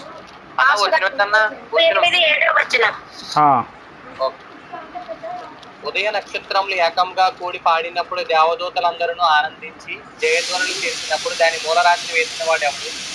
సముద్రము దాని గర్భం నుండి పొర్లి రాగా తలుపుల చేత దాన్ని మూసిన వాడెవడు? చాలు. ఇక్కడ మనం ఈ వచనంలో చూస్తే మరి ఇక్కడ దేవదూతలు ఒక ప్రాంతంలో కలుసుకున్నట్టు మనం ఇక్కడ చూస్తాం. అంటే దేవదూతలు అనేవాళ్ళు కుమారులుగా పిలువబడ్డారు. ఇంకా మనం వేరే వచనాలు చదివితే తెలుస్తుంది. అంటే దేవదూతలకి ఇక్కడ కొన్ని పేర్లు అన్నమాట. నెక్స్ట్ ఏంది అని అంటే పరిశుద్ధ దూతలు. ఇది కీర్తన 89 5, 7 వచనాలు. పార్వతక్క మీరు చదవండి. కీర్తన గ్రంథం 89 5, 7 వచనాలు. వాయిస్ కట్ అవుతుందండి. హలో సిస్టర్, ఇప్పుడు వస్తుందా వాయిస్? అక్క కీర్తనలు. హలో అక్క. హలో కీర్తనలు 89 5, 6, 7 వచనాలు చదవండి. 89. యెహోవా ఆకాశ వైశాల్యము నీ ఆశ్చర్య కార్యములను స్తుతించుచున్నది. పరిశుద్ధ దూతల సమాజంలో నీ విశ్వాస్యతను బట్టి నీకు స్తుతులు కలుగుచున్నవి. మింటను యెహోవాకు సాటి అయిన వాడెవడు? దైవపుత్రులలో యెహోవా వంటి వాడెవడు? పరిశుద్ధ దూతల సభలో ఆయన మిక్కిలి భీకరుడు. తన చుట్టూనున్న వారందరికంటే భయంకరుడు. యెహోవా ఎనుగొనుతము. చాలా చాలు. ఇక్కడ అంటే మనకు ఆన్సర్ వచ్చింది. ఇక్కడ దేవదూతలకి దూతలని, తర్వాత దేవుని కుమారులని. ఇప్పుడు కీర్తన 89వ అధ్యాయము మనం ధ్యానం చేస్తే దూతలకి పరిశుద్ధ దూతలు అన్నారు. పరిశుద్ధ దూతలు అని పిలువబడ్డారు. పరిశుద్ధత అంటే దేవుని యొక్క పరిశుద్ధత అని కాదు, కానీ సాతానుతో పాటు పడిపోకుండా దేవుని పరిశుద్ధత సన్నిధిలో నిలిచి ఉన్న దూతలని చెప్పుకోవాలి. అంటే ఇక్కడ దేవదూతల్లో పరిశుద్ధమైన దేవదూతలు ఉన్నారు, అపవిత్రమైన దేవదూతలు కూడా ఉన్నారు. ఈ అపవిత్రమైన దేవదూతలనే చెడ్డ దూతలు, చెడ్డ ఆత్మలను పిలుస్తాం. పడిపోయిన ఆత్మలు, పడిపోయిన దేవదూతలను పిలుస్తాం. మరి పరిశుద్ధమైన దూతలు ఎవరు అని అంటే వాళ్ళు దేవుని దగ్గర నిలబడ్డారు. వాళ్ళు బైబిల్లో కూడా మనం చాలాసార్లు వాళ్ళు వచ్చారు. ఇప్పుడు సంసోన్ అనే వ్యక్తి పుట్టకముందు మనోహ అనే సంసోన్ వాళ్ళ నాన్నగారి దగ్గర దేవదూత వచ్చి మాట్లాడతారు. వాళ్ళ అమ్మగారితో కూడా మాట్లాడతారు. మాట్లాడినప్పుడు ఆగండి, బలి అర్పణ చేస్తాము అని అంటే వద్దు అని చెప్పి అవి వెళ్ళిపోతాయి. ఎందుకంటే దేవదూతలు అనేవాళ్ళు ఆరాధనను స్వీకరించారనమాట. ఓన్లీ వాళ్ళు ఆరాధించేటోళ్ళు. ఆరాధన స్వీకరించేది ఎవరు? దేవుడు ఒక్కడే. అట్లా బైబిల్లో మనం చూస్తాం అన్నమాట. అంటే వాళ్ళు ఓన్లీ దేవుడే మా ప్రిఫరెన్స్ అని చెప్పి దేవునికి వాళ్ళ పరిశుద్ధతను వాళ్ళు కాపాడుకున్నారు. పరిశుద్ధమైన దూతలు అనగా ఏమి అంటే దేవుని సన్నిధిలో ఉండటం పరిశుద్ధత. దేవుని సన్నిధిలో లేని వాళ్ళు అపవిత్రమైన చెడ్డ దురాత్మలు అన్నమాట. బాగా అర్థం చేసుకోవాలి. తర్వాత ఈ దేవదూతలకు ఇంకొక పేరు ఏంటంటే సైన్యములు, హాస్ట్. ఇప్పుడు మనం బైబిల్లో చూస్తాము, సైన్యములకు అధిపతి యగు యెహోవా అంటే దూత అన్ని సైన్యముల కంటే నేను అధిపతిని అంటున్నాడు. ఈ సైన్యములు అంటే కూడా దేవదూతలు అని చెప్పి మనకి ఇక్కడ అర్థమవుతుంది. తర్వాత పరిశుద్ధ సమూహములు. అదే కీర్తన గ్రంథం 68వ కీర్తన సాయి సిస్టర్ చదువుతారు. 17వ వచనం చదవండి. కీర్తన గ్రంథం 68, 17. రాంభద్రపురం సాయి సిస్టర్ ఉన్నారా? Praise the Lord. సిస్టర్ కీర్తనలు 68, 17వ వచనం చదవండి.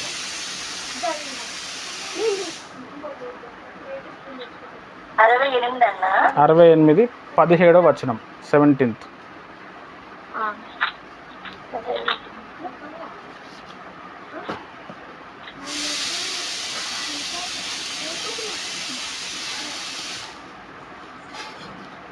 దేవుని రథములు సహస్రములు ప్రభువు వాటిలో ఉన్నాడు. సీనాయి పరిశుద్ధమైనట్లు ఆ కొండ పరిశుద్ధమై ఆయను. రైట్, ఓకే, సరే సిస్టర్, సరే, థ్యాంక్ యూ. ఇక్కడ మనం చూస్తే చూడండి 17వ వచనం, దేవుని రథములు సహస్రములు ప్రభు వాటిలో ఉన్నాడు అని ఇక్కడ రాయబడ్డది. చాలు సిస్టర్, చాలు, ఫోన్ మ్యూట్లో పెట్టండి.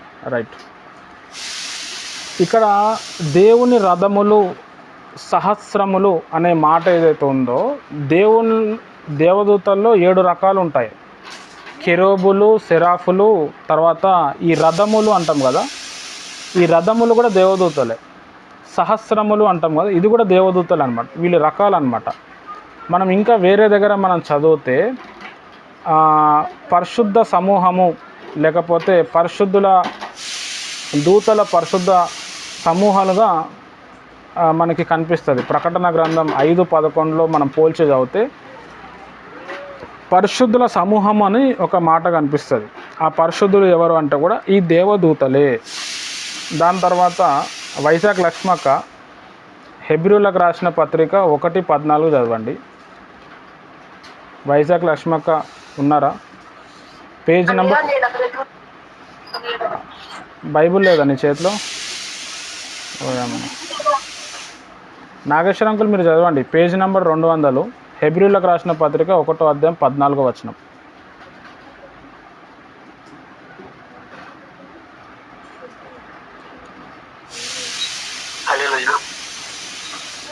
పేజ్ నెంబర్ 200, హెబ్రీయులకు రాసిన పత్రిక 1వ అధ్యాయం 14వ వచనం. వీరందరూ రక్షణను స్వాస్థ్యము పొందబో వారికి పరిచారం చేయుటకై పంపబడిన సేవకులైన ఆత్మలు కారా? రైట్, ఇక్కడ దేవదూతల్ని ఏమన్నారు అంటే ఆత్మలు అని కూడా అన్నాడు. అంటే ఇప్పుడు మనం ఏం చదువుతున్నాము, దేవదూతలకు ఏమేమి పేర్లు ఉన్నాయి, ఎన్ని పేర్లు, రకాలు కాదు, టైప్స్ వేరు, నేమ్స్ వేరు. ఇప్పుడు మనం నేమ్స్ చూస్తున్నాం, అంటే నామాలు. ఒకటేమో దూతలని, ఒకటేమో దేవుని కుమారులని, పరిశుద్ధ దూతలని. పరిశుద్ధ దూతలు అంటే దేవునితో ఉన్నవి పరిశుద్ధమైనవి, దేవునితో కానివి దురాత్మలు, అపవిత్రమైనవి. ఇదే బాగా అర్థం చేసుకోండి. తర్వాత సైన్యములని, లేకపోతే పరిశుద్ధ సమూహములని, లేకపోతే ఆత్మలు అంటే కూడా పరిశుద్ధ ఆత్మలు అంటే సేవకుల ఆత్మలు అంటే కూడా అవి దేవదూతలుగా పిలువబడ్డాయి. తర్వాత ఇంకా మనం చూస్తే జాగరకుడు, ఇంగ్లీష్లో వీటిని వాచర్స్ అంటారు. ఈ జాగరకుడు అనే దేవదూతలు ఏం చేస్తాయి అంటే నరకంలో కావచ్చు, పరలోకంలో కావచ్చు, భూమి చుట్టూ ఇవన్నీ ఉంటాయి. ఉండి ఏం చేస్తాయంటే భూమిని చూస్తూ ఉంటాయి, గమనిస్తూ ఉంటాయి, రక్షిస్తాయి అన్నమాట. వాటి పేర్లు ఏంటంటే జాగరకులు. దానియేలు గ్రంథం 4వ అధ్యాయము, ఇది నేను చదువుతాను, 13, 17, 23 వచనాలు మనం చదివితే అందులో మనకు కనబడుతుంది. దానియేలు గ్రంథం 4వ అధ్యాయము,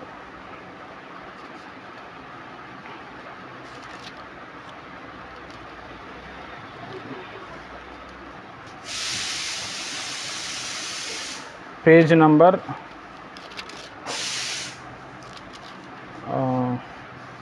735. దానియేలు గ్రంథం 4వ అధ్యాయము 13, 17, 23 వచనాలు. 13, మరియు నేను నా పడక మీద పండుకొని ఉండగా నా మనస్సునకు కలిగిన దర్శనములను చూచుచుండగా జాగరకుడును ఒక పరిశుద్ధుడు ఆకాశం నుండి దిగి వచ్చి ఇలాగూ బిగ్గరగా ప్రకాశించెను. అంటే దేవదూతలను జాగరకులు కూడా అంటారు. ఇక్కడ దానియేలు భక్తుడు తన బెడ్ మీద పడుకొని ఆలోచిస్తూ ఉంటే ఒక పరిశుద్ధుడు జాగరకుడు అని ఇక్కడ మనం వచనంలో చూస్తాం. మళ్ళీ అదే వచనం 17వ వచనంలో ఉంటుంది. ఈ ఆజ్ఞ జాగరూకులకు దేవదూతలు ప్రకటన అనుసరించి జరుగును. వీళ్ళు కూడా ఇంగ్లీష్లో అయితే మంచి పేరు ఉంది, వాచర్స్, వాచ్మెన్ అని కూడా అంటాం, జాగరూకులు. తర్వాత 23వ వచనంలో ఉంటుంది, చెట్టును నరుకుము, దాని నాశనం చేయము, కానీ దాని మొద్దను భూమిలో ఉండనిమ్ము. ఇనుము ఇత్తడి కలిసినట్లు కట్టుతో 7 కాలము గడుచు వరకు పొలంలోని పచ్చికలలో దానిని కట్టించి ఆకాశ మంచుకు తడవనిచ్చి పశువులతో పాలు పొందునమని జాగరకుడగు ఒక పరిశుద్ధుడు పరలోకం నుండి దిగి వచ్చి ప్రకటించుట నీవు వింటివి కదా. ఇది ఇక్కడ ఈ సందర్భం బట్టి ఏం అర్థం చేసుకోవాలంటే, దేవదూతలకి ఇన్ని పేర్లు ఉన్నాయన్నమాట. జాగరకుడని, ఆత్మలని, పరిశుద్ధ సమూహం అని, సైన్యములని, పరిశుద్ధ దూతలని, దేవుని కుమారులని, తర్వాత దూతలని. ఇది దేవదూతల యొక్క పేర్లు బైబిల్లో మనము చూసినాము. ఇంకా ఒకటి చూసుకొని మనం ఈ ప్రేయర్ని మనం క్లోజ్ చేసుకుందాం. ఇక్కడ మనం చూస్తే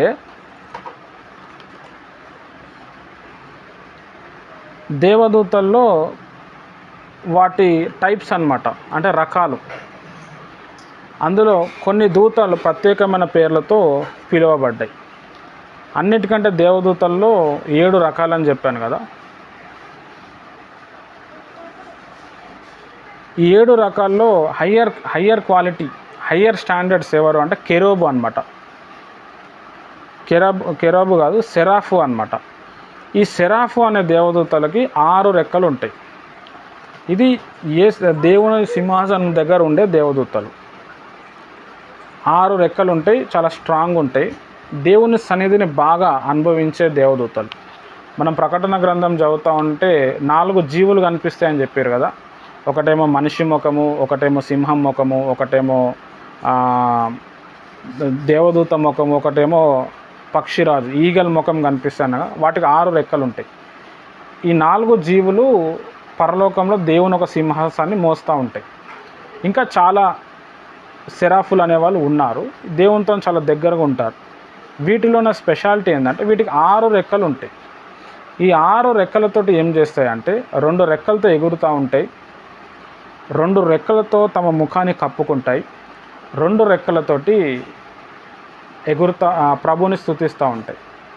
ముఖాన్ని ఎందుకు కప్పుకుంటాయి బ్రదర్ అంటే దేవుని ఒక తేజస్సు అవి తట్టుకోలేవన్నమాట. తర్వాత దేవునికి రెస్పెక్ట్ ఇస్తున్నట్టు. హల్లెలూయా. ఇది బాగా అర్థం చేసుకోవాలి. మనకు తెలిసింది ఏంటి, దేవదూతలు అంటే 2 రెక్కలు ఉంటాయని అనుకుంటాం. అట్లా కాదు. నెక్స్ట్ ఎవరు అంటే సెకండ్ క్యాడర్లు ఎవరు వస్తారంటే కెరూబు అనేటోడు వస్తాడు. కెరూబు అనే దేవదూతలు. ఈ కెరూబు అనే దేవదూతల్లో వీటికి 4 రెక్కలు ఉంటాయి. 2 రెక్కలతో ఎగురుతారు, 2 రెక్కలతోని ప్రభుని స్తుతిస్తాయి. ఈ కెరూబు అనే దేవదూతల్లోనే గాబ్రియేలు దేవదూత వస్తాడు, మిఖాయేలు దేవదూత అనేటోడు వస్తాడు, లూసిఫర్ అనే దేవదూత కూడా ఈ కెరూబులోనే వస్తాడు. అంటే ఈ లూసిఫర్ సాతాన్గా మారిన దూత ఎవరైతే ఉన్నాడో సెరాఫుల్ కంటే కూడా చిన్నవారు అనమాట. బాగా అర్థం చేసుకోవాలి. దేవదూతల్లో కూడా మనం చూస్తే వాటి రెక్కల మీద ఇప్పుడు సంగీతం ఉంటుంది కదా, సంగీతంలో ఏవైతే ఆల్ఫాబెట్స్ ఉంటాయో, ఆల్ఫాబెట్స్ అంటే మ్యూజిక్కి సింబల్స్ ఉంటాయి. కొన్ని దేవదూతలకి వాళ్ళ మొత్తం ఆ దేవదూతల వాళ్ళ రెక్కల మీద ఆ సింబల్స్ ఉంటాయి అన్నమాట. అంటే దీన్ని బట్టి ఏం అర్థం చేసుకోవాలంటే ఆ దేవదూత ఒక ఆర్టిస్టు, ఒక మ్యూజిక్ ప్లే చేసే వ్యక్తి, ఒక పాటలు పాడే వ్యక్తి. అట్లా లూసిఫర్ అనే వ్యక్తి, లూసిఫర్ అనే కెరూబు, ఆయన బాగా దేవుని స్తుతించి దేవుని మెప్పించి దాదాపుగా 12 రకాల అభిషేకం పొందుకున్నాడు. మంచి ఆర్టిస్టు, మంచి జ్ఞానవంతుడు. గాబ్రియేలు దూత, ఒక్కొక్క దేవదూతకి ఒక్కొక్క పని ఉంటుంది. గాబ్రియేలు దూత మనకి పాత నిబంధనలు కనబడతాడు, కొత్త నిబంధనలు కూడా కనబడతాడు. ఈ గాబ్రియేలు దూత మనకి జకరియా ఎలిజబెత్ దగ్గరకు వచ్చి మాట్లాడారు యోహాన్ భక్తుని గురించి. ఇదే గాబ్రియేలు దూత దాని తర్వాత మరియమ్మ గారి దగ్గర, గొర్రెల కాపరి దగ్గర, జ్ఞానుల దగ్గర, యూసెఫ్ గారి దగ్గర కూడా వచ్చి మాట్లాడాడు. అంటే ఈ గాబ్రియేలు దేవదూత ఏం చేస్తాడు అంటే దేవుని యొక్క సందేశాన్ని ప్రజలకు పంపిస్తాడు. ఆయన పని అంతే. గాబ్రియేలు అనగా ఏంది అని అంటే దేవుడే నా తండ్రి అని అర్థం. ఇంగ్లీష్లో గాడ్ ఈజ్ మై ఫాదర్ అని అర్థం. మిఖాయేలు దేవదూత ఉంటాడు, ఇంగ్లీష్లో మైకిల్ అంటారు.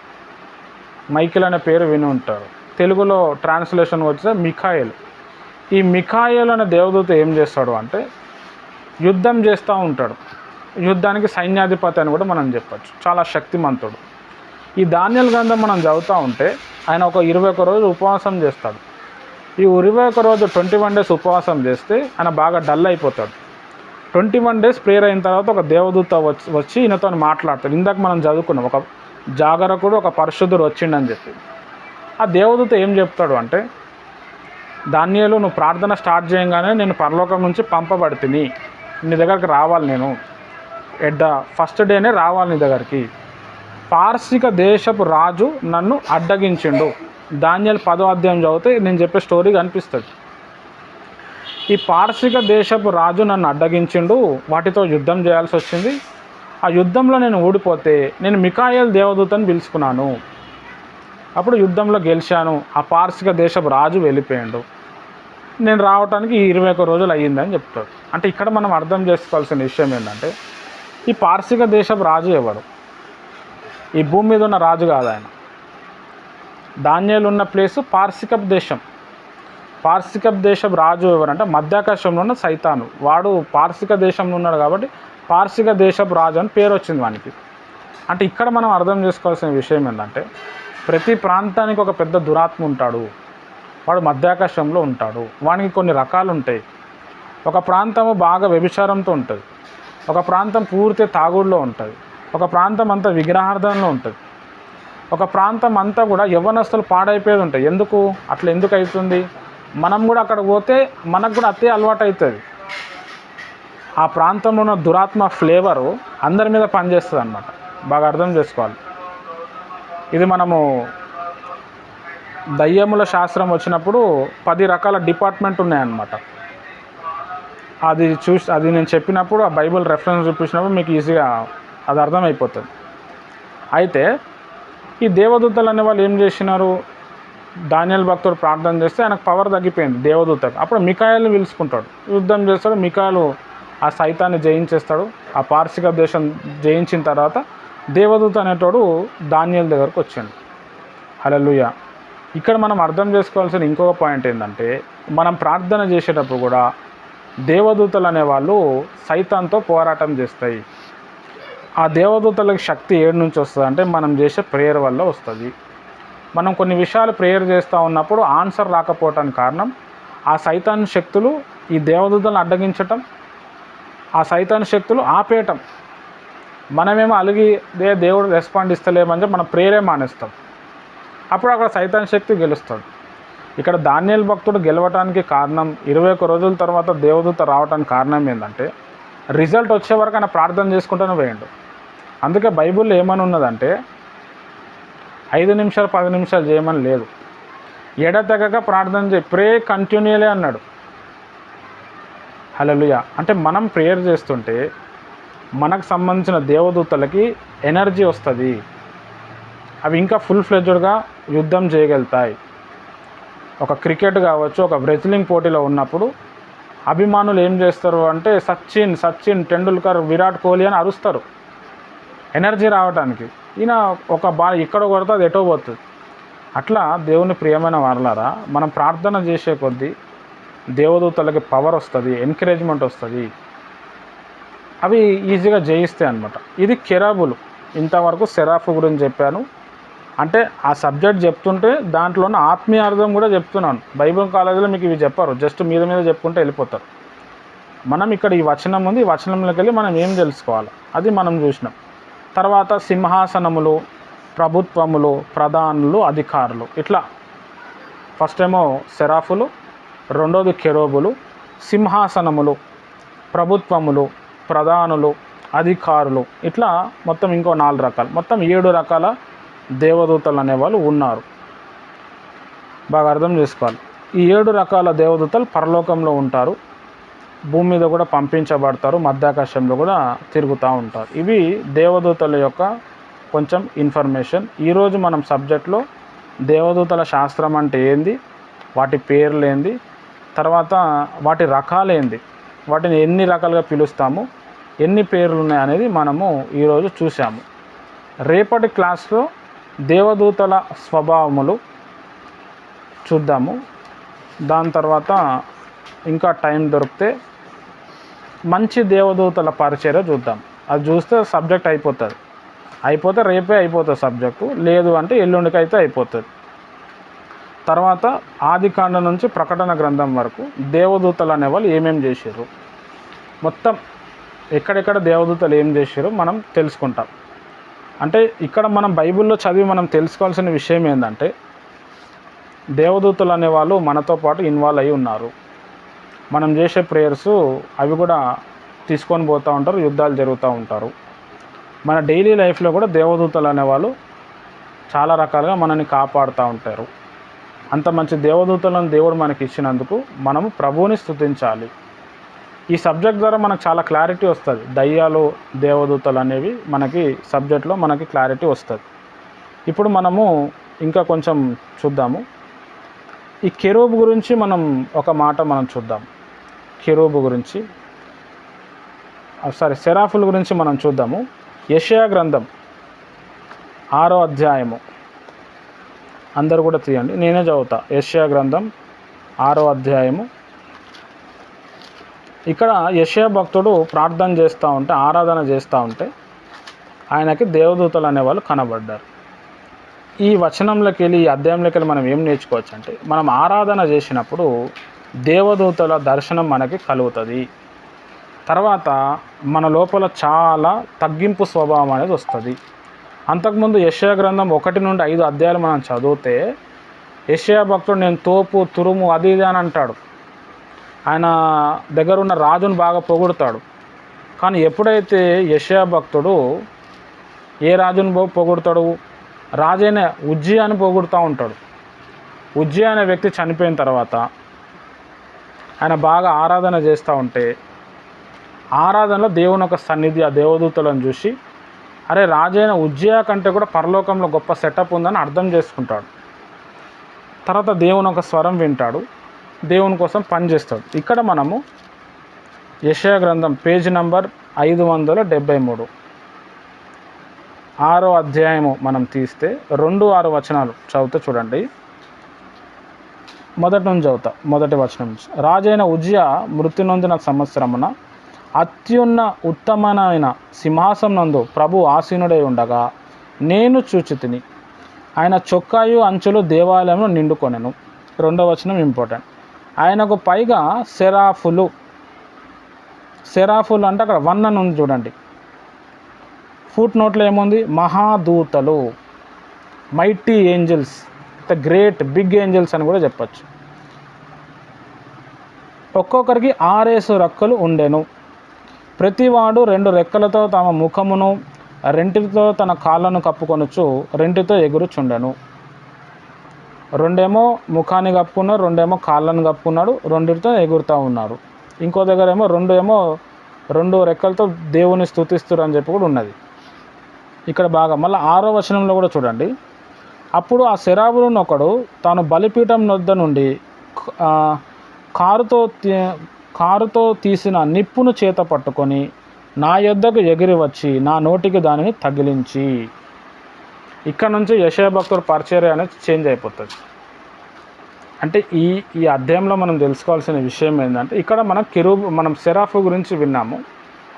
యెషయా భక్తుడు బాగా ఆరాధన చేసేసరికి పరలోకపు దేవదూత వచ్చాడు. 6 రెక్కలు ఉన్నాయి, అందులో 2 రెక్కలతో ముఖాన్ని, 2 రెక్కలతో కాళ్ళను కప్పుకున్నాడు, 2 రెక్కలతో ఎగురుతున్నాడు. ఇంకో దగ్గర ఏముంటుంది అంటే 2 రెక్కలతో ఎగురుతున్నట్టు ఉంటుంది. ఈ దేవదూత ఏం చేశాడు అంటే, దేవుని సన్నిధిలోకి వెళ్ళి ఒక బొగ్గు తీసుకొచ్చి నా నోటికి పెడతాడు. అక్కడి నుంచి నా మారిపోతాడు. అప్పుడు దేవుడు చెప్తాడు, నా నిమిత్తం ఎవడు పోతాడు, ఎవడు సేవ చేస్తాడంటే, ఎవరో ఎందుకు ప్రభా నేను పోతా, నన్ను వాడుకో అని చెప్పిండు. అప్పుడు యెషయా భక్తుడు సేవలో వస్తాడు. మనం ఇక్కడ తెలుసుకోవాల్సిన విషయం ఏంటంటే, మనం డీప్గా స్తోత్రం ఆరాధన చేసినప్పుడు, బాగా భాషలు మాట్లాడినప్పుడు దేవుని ఒక సన్నిధి మన ఇంటి మీదకి వస్తుంది, మన ఇంట్లో వస్తుంది, మనకు కనబడుతుంది. దేవదూతల దర్శనం కూడా కలుగుతుంది. మన పెదవులు పరిశుద్ధమైన పెదవులుగా మారుతాయి. అప్పుడు ఎక్కడ పరిచర్య చేయాలా, ఎలా పరిచర్య చేయాలా మనకు తెలుస్తుంది. ఈజీగా మనం పరిచర్య చేయొచ్చు. ఇక్కడ మనం నేర్చుకోవాలి. తర్వాత కెరూబు గురించి మనం చూద్దాం. నిర్గమకాండం 25వ అధ్యాయము 18వ వచనంలో ఉంటుంది. ఈ కెరూబు దేవదూత మందసం పెట్టే తయారు చేసినప్పుడు కూడా అక్కడ కూడా మోషే భక్తుడికి దేవుడు చెప్తే 2 దేవదూతలు ఒకరిని ఒకరు లోబడుతున్నట్టు కనిపిస్తుంది. ఆ డిజైన్ గీయమని చెప్తాడు. ఆ చెక్కతో వాళ్ళు ఆ డిజైన్ చేస్తారు. నిర్గమకాండం 25వ అధ్యాయము 18వ వచనం. నిర్గమకాండం 25:18. మరియు 2 బంగార కెరూబులను చేయవలను, కరుణాపీఠం యొక్క 2 కోనలను నకీషీ పనిగా చేయవలను. మందసం పెట్ట చేసినప్పుడు, కరుణాపీఠం అనేది చేసినప్పుడు ఈ కరుణాపీఠానికి డిజైన్ ఎట్లుండాలంటే 2 కెరూబులు ఒకరి ఎదురుగా ఒకరు చూస్తున్నట్టు, ఒకరికొకరు లోబడుతున్నట్టు చేయని చెప్తాడు. కెరూబు అన్నాడు. ఇందాక చేసింది సెరాఫు అన్నాడు. సెరాఫ్కి 6 రెక్కలు ఉంటాయి, కెరూబ్కి 4 రెక్కలు ఉంటాయి. బాగా అర్థం చేసుకోవాలి. ఇంకా ఈ దేవదూతల్లో 2 రెక్కల దేవదూతలు కూడా ఉంటారు. ఇంకొక దగ్గర అసలు రెక్కలే ఉండవు కానీ ఉంటారు దేవదూతలు. అవే దేవదూతలు మనకి లోతు దగ్గరకు వచ్చారు. లోతు దగ్గర వచ్చిన దేవదూతలు ఏమైంది అని అంటే మనుషుల లెక్కనే ఉన్నారు. సొదొమ గొమొర పట్టణస్థులు భయంకరమైన వ్యభిచారులు. ఈ 2 దేవదూతలు లోతు కుటుంబానికి వస్తే అక్కడున్న ప్రాంత ప్రజలు వాళ్ళని మా దగ్గర తీసుకురండి, వాళ్ళని మేము పాడు చేస్తామంటారు. అప్పుడు లోతు ఏమంటాడు, నాకు 2 అమ్మాయిలు ఉన్నారు, వాళ్ళకి ఇంకా పెళ్లి కాలేదు, వాళ్ళని పంపిస్తాను, వీళ్ళని వదిలేయండి అంటాడు. దేవదూతలు తెలిసినప్పుడు ఆ దేవదూతలు ఏం చేస్తాయంటే అక్కడున్న మనుషులకు చీకటి తీసుకొచ్చి వీళ్ళని తీసుకొని వెళ్ళిపోతాయి. వాళ్ళు దేవదూతలను గుర్తుపట్టలేదు, ఎందుకంటే వాళ్ళు మనుషుల స్వభావంలో ఉన్నాడు. అదే మాట మనకి ముందు 18 ఆదికాండంలో కూడా కనబడుతుంది. దేవుడైన యెహోవా దేవుడు 2 దేవదూతలను తెచ్చిండు. 3 కనబడతారు అక్కడ. 3 కనిపించినప్పుడు మన వాళ్ళు కొంతమంది ఏమంటారు, అగో తండ్రి కుమార పరిశుద్ధాత్మ వచ్చిందంటారు. అక్కడ అక్కడ అబ్రహాం ఏమన్నాడు, 3 ఉంటే ప్రభువులారా అనాలి, అక్కడ ప్రభువు అన్నాడు. అంటే అబ్రహాంకి అర్థమైంది వాళ్ళు 2 దేవదూతలు, ఈయన యెహోవా దేవుడు అని. యెహోవా దేవుడు అంటే యేసుక్రీస్తు రూపంలో వచ్చింది. ఈ 2 దేవుళ్ళే ఆదికాండం 19వ అధ్యాయంలో సొదొమ గొమొర ప్రాంతానికి పంపబడతారు. అంటే ఈ దేవదూతల స్ట్రక్చర్ ఎట్లుంటుందంటే సేమ్ మనుషుల్లే అని ఉంటారు వీళ్ళు కూడా. వాటికి రెక్కలు ఉంటాయి, చేతులు ఉంటాయి, కాళ్ళు ఉంటాయి, అంతే. అంటే దేవదూతల స్ట్రక్చర్స్ చెప్తున్నాను నేను. ఒక దేవదూత ఏమో 6 వింగ్స్ ఉంటాయి, 6 రెక్కలు. కెరూబ్ అనేటోడికి 4 రెక్కలు. ఇంకా మామూలు దేవదూతలకి ఓన్లీ రెక్కలు ఉండవు, మామూలు నార్మల్గా ఉంటాయి. ఇంకా కొన్ని దేవదూతలకు ఒక కన్ను ఉండి డిఫరెంట్ ఉంటాయి అన్నమాట. హలో, ఇది చాలా అర్థం చేసుకోవాలి. ఇది కెరూబులు. దాని తర్వాత సింహాసనములు, ఇవి కూడా దేవదూతలే అన్నమాట. మనము ఎఫెస్సీలకు రాసిన పత్రిక చదివితే కనిపిస్తుంది. 3వ అధ్యాయము 9వ వచనం. ఎఫెస్సీలకు రాసిన పత్రిక 3వ అధ్యాయము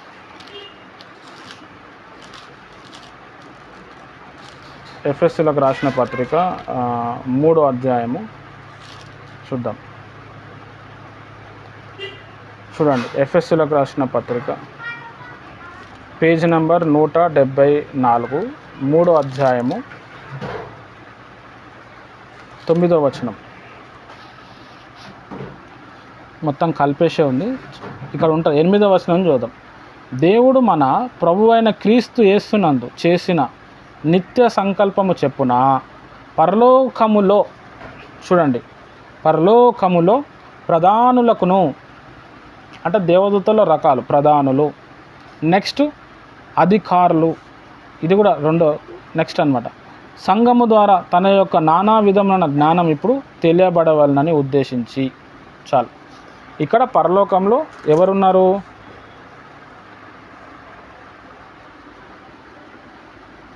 ప్రధానులు ఉన్నారు. కెరూబు ఒక దేవదూత, సెరాఫు ఒక దేవదూత. ఇక్కడ ప్రధానులను ఉన్నారు కదా, వీళ్ళు కూడా దేవదూతలే.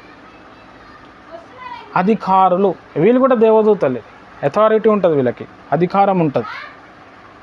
బాగా అర్థం. ఇంకొకటి దేవదూత ఎవరు అంటే ప్రభుత్వములు, తర్వాత అధికారులు, ప్రధానులు, సింహాసనములు, ఇట్లా 7, ఇంకా 4 రకాలు. 4 + 3 మొత్తం ఎంతమంది అయ్యారంటే 7 మంది. బాగా అర్థం చేసుకోవాలి.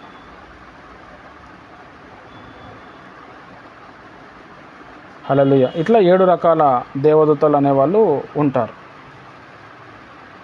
ఈ 7 రకాల దేవదూతలు పరలోకంలో ఉంటారు. ఒక్కొక్క దేవదూతకి ఒక్కొక్క స్పెషాలిటీ ఉంటుంది. ఒక్కొక్క పని నిమిత్తము దేవుడు చేసిండు. ఈ దేవదూతలు అనేవాళ్ళు అక్క చెప్పండి. అక్క చెప్పండి. ప్రధానులు, అధికారులు, ప్రభుత్వము, ఇంకోటి ఏంటము అది సింహాసనములు, ప్రధానులు, అధికారులు, ప్రభుత్వములు, సింహాసనములు మొత్తం 6 వచ్చినాయా? కెరూబులు, సెరాఫులు, కెరూబులు, సింహాసనములు 3, ప్రభుత్వములు, ప్రధానులు, సింహాసనములు, ప్రధానులు, అధికారులు, ప్రభుత్వం. రైట్. ఇంకొక దేవదూత చెప్పాలి, నేను అది రేపు చెప్తాను. మొత్తం 7 రకాలు, ఇందులో 6 రాయబడ్డాయి. అది నేను రేపు మళ్ళీ చూసి చెప్తాను. ఇంకొకటి అది చెప్తాను. రథములు అని రాసుకోండి.